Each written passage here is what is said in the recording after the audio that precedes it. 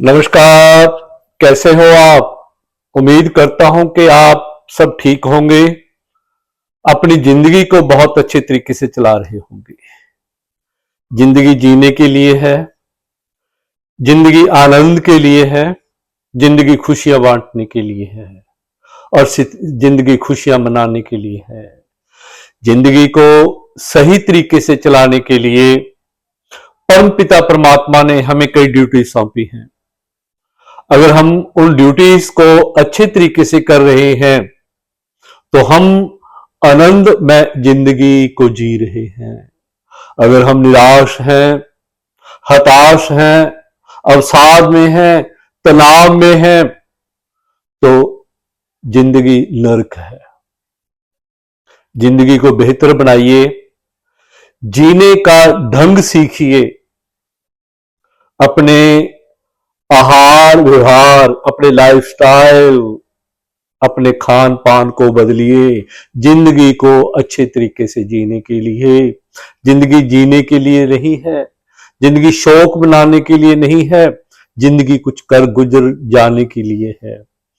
आए हैं इस धरती पर, परमात्मा ने हमें बहुत काम सौंपे हैं, उन कामों को हमने करना है। उन कामों को अच्छे तरीके से हमने निर्वह करना है। मैंने एक श्रृंखला शुरू की है बेहतर जिंदगी को जीने के लिए। पहले हमने बात की थी मूलाधार चक्र, जिसे जिंदगी का आधार कहा जाता है। हमारा शरीर 7 चक्रों में विभाजित है। 2 स्तर हैं इसके, फिजिकल जो हम सामने देख रहे हैं, एक सूक्ष्म, एक माइक्रो जो दिखाई नहीं देता। It is divided into 7 chakras, जो नीचे मल द्वार से स्टार्ट होकर होते हुए ऊपर यहां चले जाते हैं। 7 चक्रों में विभाजित है हमारा ये शरीर, और ये 7 चक्र ऊर्जा के केंद्र हैं। ऊर्जा नीचे से होती हुई सभी चक्रों को पूरा करती हुई और सीधी यहां चली जाती है सहस्त्रार चक्र पर। इन चक्रों को जागृत रखिए, बैलेंस रखिए, एक्टिवेट रखिए, जिंदगी को एंजॉय करने के लिए, जिंदगी को जीने के लिए। आज जिसके बारे में हम बात करेंगे वो है स्वाधिष्ठान चक्र, सैक्रल चक्र। ये दूसरे स्थान पे आ जाता है उन चक्रों में। ऊर्जा नीचे से होती हुई दूसरे स्थान पर आती है स्वाधिष्ठान चक्र पर। ये नाभि और जननांग के बीच में स्थित है। इसका रंग नारंगी होता है, उगते हुए सूर्य का नारंग रंग, जो ऊर्जा का प्रतीक है, जो ऊर्जा देता है। ये पूरे शरीर की ऊर्जा यहीं से चलती है। पूरे शरीर को ऊर्जा देने वाला, हमारी जो इस एरिया के अंदर जो एक्टिविटीज होती हैं, पेल्विक एरिया की एक्टिविटीज को कंट्रोल करता है स्वाधिष्ठान चक्र। इसका रंग नारंगी, इसका जो प्रतीक है नारंगी रंग का 6 पंखुड़ियों वाला कमल, जिसके बीच में उल्टा त्रिकोण और त्रिकोण के ऊपर चंद्रमा। इसका तत्व जल है। इसकी जो बीज मंत्र है वो बम है, बम बम। इस प्रकार ब में ब ओ म, जब भी इसका उच्चारण करना है आपने ब ओ म, 3 ध्वनियां निकालनी है, लास्ट में म की ध्वनि। इसकी जो इसके लिए हमें वर्ण मुद्रा का अभ्यास करना होगा। लगानी कैसे है ये? इस प्रकार, ये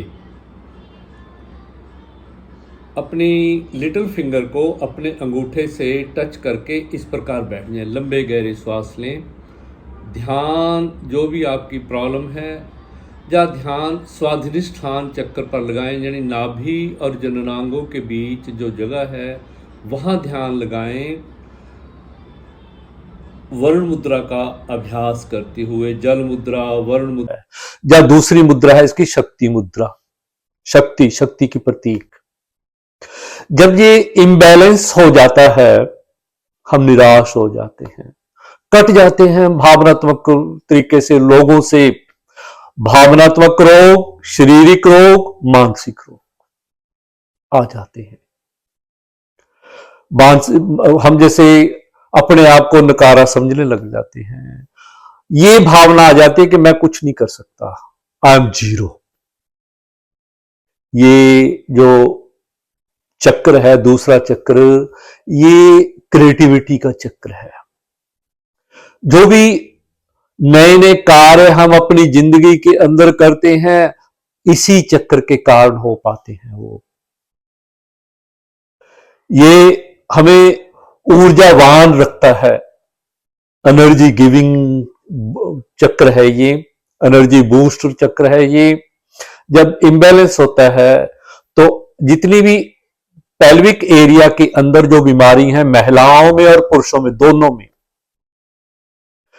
यौन रोग आ जाते हैं, यूरिन प्रॉब्लम्स आ जाती हैं, यूरिन का रुक आना, या यूरिन का कंट्रोल ना होना, ये चीजें आ जाती हैं। प्रोस्टेट की समस्या आ जाती है, बांझपन आ जाता है, और पुरुषों में इम्पोर्टेंसी, नपुंसकता आ जाती है। हमारा पारिवारिक और जो वैवाहिक जीवन होता है वो डिस्टर्ब्ड हो जाता है। सामाजिक जीवन तो डिस्टर्ब होता ही होता है। भावनात्मक रूप से जब हम कमजोर हो जाते हैं, हम अपने आप को कुछ नहीं कर पाते, कहते हैं कि मैं अब कुछ नहीं कर सकता, I am nothing, I am zero, कटना शुरू कर देते हैं। जब ये जागृत होता है ना, तो हम ऊर्जावान होते हैं। नई नई रचनाएं, जितने भी ये लेखक, चित्रकार, म्यूजिशियन, उनका ये चक्र जागृत होता है। नई रचनाएं करते हैं, 24 घंटे एक पॉजिटिविटी चलती रहती है, नेगेटिविटी नहीं आती, पॉजिटिविटी आती है। इसके बैलेंस होने से, इसको बैलेंस रखिए। बैलेंस रखने के लिए हमें एक तो नारंगी रंग पर ध्यान लगाना होगा। उगते हुए सूर्य को देखिए। ये पहले कहते थे ना कि सूर्य को पानी देना, आजकल लोग इसे पखंड मान रहे हैं, परंतु ये विज्ञान में भी सिद्ध हो चुका है कि इसमें से जो सूर्य के अंदर से जो रेज निकलती हैं, वो हमारी बॉडी को एक ऊर्जा देती हैं। उगते हुए सूर्य को जब हम पानी देंगे, तो उसमें से निकलती हुई जो किरणें हैं, पानी के अंदर से निकलती हुई किरणें, वो हमें एक रचनात्मकता की ओर, एक नई ऊर्जा की ओर ले जाती हैं, पॉजिटिविटी की ओर ले जाती हैं वो हमें। ये वो पखंड नहीं है, क्योंकि लोग अपने अपने तरीके से इसको इंटरप्रेट कर रहे हैं। इस जल के पास रहिए, जल के पास। अब जैसे ये लोग जाते ना पूर्णिमा स्नान के लिए या मत्स्य स्नान के लिए, अमावस्या पे स्नान के लिए, ये भेजा जाता था लोगों को कि जाओ जल के पास जाओ, अपने चक्रों को एक्टिवेट करो। अब मैं यहां देख रहा हूं, कनाडा में भी मैं कनाडा में रह रहा हूं, जैसे अमेरिका भी देखा मैंने, यहां भी देखा, हर घर के अंदर टब है। मैं सोचा करता था ये लोग इतने स्वस्थ है कैसे हैं, इतनी लंबी उम्र कैसे जी रहे हैं ये, 90-90 साल, 95 साल, 100 साल, 100 प्लस जाते हैं ये लोग। तो ये कारण यही है कि ये जल टब के अंदर नहाते हैं। टब हर घर के अंदर, चाहे छोटा व्यक्ति है चाहे बड़ा है, जहां इक्वलिटी है, हर घर के अंदर टब मिलेगा आपको। नहाने का जो विधान हमारे शास्त्रों में या विज्ञान भी कहता है, वो यही है कि जल के पास आओ, समुद्र किनारे जाओ, नदी के किनारे बैठो, आप इस चक्र को जागृत कर सकोगे। इसके लिए, जागृत करने के लिए हमें करना क्या है? इसके लिए वरुण हमें मुद्रा वर्ण मुद्रा लगाएंगे का अभ्यास हम। करना होगा। लगानी कैसे है ये? इस प्रकार, ये अपनी लिटिल फिंगर को अपने अंगूठे से टच करके इस प्रकार बैठ जाए। लंबे गहरे श्वास लें, ध्यान जो भी आपकी प्रॉब्लम है, या ध्यान स्वाधिष्ठान चक्र पर लगाएं, यानी नाभि और जननांगों के बीच जो जगह है वहाँ ध्यान लगाएं। वर्ण मुद्रा का अभ्यास करते हुए, जल मुद्रा, वर्ण मुद्रा कहते हैं इसे।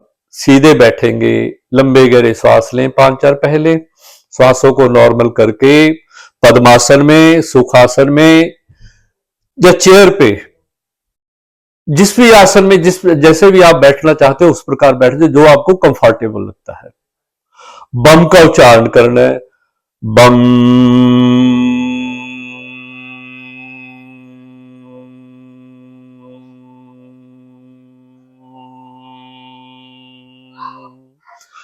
बम।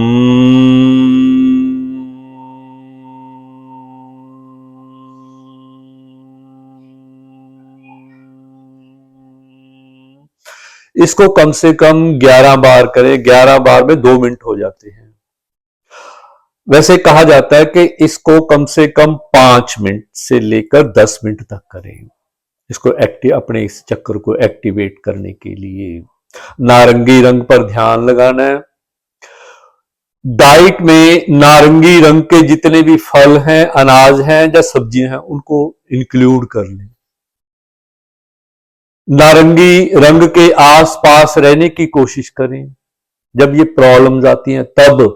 अगर आपका जागृत है वो तो है ही है, उसमें तो कुछ भी करने की जरूरत नहीं। जब आप क्रिएटिविटी कर रहे हो, आपका वैवाहिक जीवन सफल है, आपका पारिवारिक, आपका सामाजिक, you are active in all the spheres of life, तो हमें कुछ भी करने की जरूरत नहीं है। जिन लोगों का इम्बैलेंस हो जाता है उनको ये करना होगा। इसके लिए कुछ आसन हैं, जैसे ये पद्मासन है, सुखासन है, इसमें बैठिए, पद्मासन में बैठिए। या एक बेस्ट आसन है इसके लिए बुद्ध कोण आसन, या जिसको तितली आसन, इस प्रकार बैठना होता है। ऐसे ऐसे करते रहो आप, 2 मिनट, 3 मिनट, 4 मिनट, 5 मिनट, जितनी देर आप बैठ सकते हो इसमें बैठिए। ये जितनी भी पेल्विक एरिया की प्रॉब्लम्स हैं, पुरुषों में, महिलाओं में पीरियड्स की प्रॉब्लम, महिलाओं में एक आम समस्या आ जाती है यूरिन प्रॉब्लम, इन्फेक्शंस की प्रॉब्लम आ जाती है, जब बार बार उनको यूरिन आता है, या रुक रुक आता है, या खांसने पर यूरिन आ जाता है, तो उस चीज को कंट्रोल करने के लिए ये चीज बहुत बढ़िया है। बुद्ध कोण आसन कहते हैं इसको, तितली आसन भी कह देते हैं। इसमें बैठने की कोशिश करें। इस एरिया को जितना हम फैलाएंगे उतना ही हम अपने इस चक्र को एक्टिवेट कर पाएंगे। इस चक्र को एक्टिवेट रखिए जिंदगी का आनंद लेने के लिए। अपने पारिवारिक, अपने आंतरिक जो अंतरंग जीवन है उसका आनंद लेना है, तो इस चक्र को एक्टिवेट रखें और अच्छे तरीके से जिंदगी को जिए। एक तो तितली आसन है इसके लिए, दूसरा है सेतुबंद आसन। उल्टे लेटकर, सीधे लेटकर अपनी बॉडी को ऊपर उठाना होता है। एक चक्रासन, हलासन भी इसके लिए बहुत अच्छा है। 3-4 आसन हैं जिनको करने से हम अपने इस चक्र को एक्टिवेट कर सकते हैं। उम्मीद करता हूं। हाँ, एक चीज और, अपने पांव के ऊपर ठंडा पानी डालिए। मैंने कई योगाचार्यों को कहते हुए सुना है और पढ़ा भी है कई जगह कि जितना अपने पांव पे आप ठंडा पानी डालोगे उतना ही ये चक्र आपका एक्टिवेट होगा। जल के पास आओगे, आप टब में नहाओगे या किसी नदी किनारे जाओगे, अपने पांव को डुबोगे, डुबोकर बैठोगे। रात को सोने से पहले 1 या 2 मिनट अपने पांव को पानी में डुबोएं,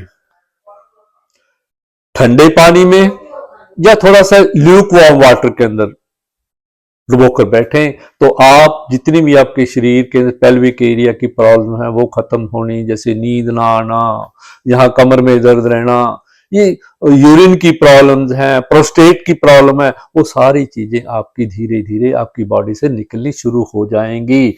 अगर मेडिकल ट्रीटमेंट के साथ साथ हम इन चीजों का अभ्यास करते रहें तो हम अपनी जिंदगी को बहुत अच्छे तरीके से जी सकते हैं। उम्मीद करता हूं कि आपको ये मेरा वीडियो अच्छा लगा होगा। इसे लाइक भी कर देना, मेरे चैनल को सब्सक्राइब भी कर देना और इसे शेयर भी कर देना।